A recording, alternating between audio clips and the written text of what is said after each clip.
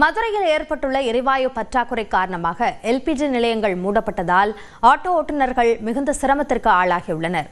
இதுகுறித்த கூடுதல் விவரங்களை நம்முடைய செய்தியாளர் ஹரிகிருஷ்ணனிடம் கேட்கலாம். ஹரிகிருஷ்ணன், ஆட்டோ ஓட்டுநர்கள் என்னென்ன இன்னல்களை சந்திப்பதாக தெரிவிக்கிறார்கள்?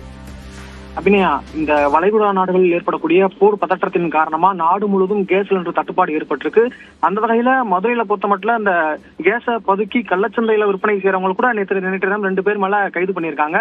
இப்படி இருக்கக்கூடிய சூழ்நிலையில ஹோட்டல்லையும் வணிக ரீதியான பயன்படுத்தக்கூடிய சிலிண்டர்கள் முழுவதுமாக நேற்றைய தினம் முதல் அந்த விநியோகம் செய்து நிறுத்தப்பட்டிருக்கு. இதனால ஹோட்டல்கள் பெரும்பாலும் மூடப்படாத நிலையில விறகடுப்பு வச்சு அவங்க சமைச்சிட்டு வர்றாங்க.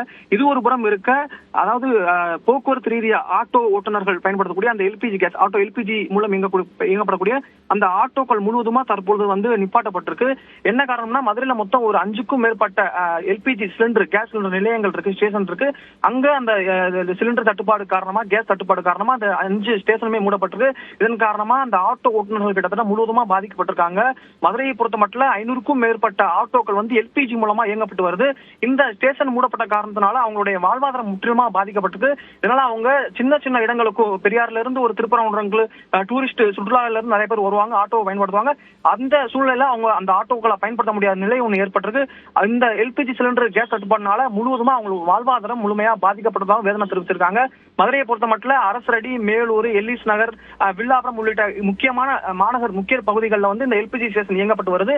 இந்த எல்பிஜி ஸ்டேஷன் மூடியதன் காரணமாக அந்த ஆட்டோக்கள் முழுவதுமா நிறுத்தப்பட்டு அவங்க வேதனை தெரிவிச்சிருக்காங்க.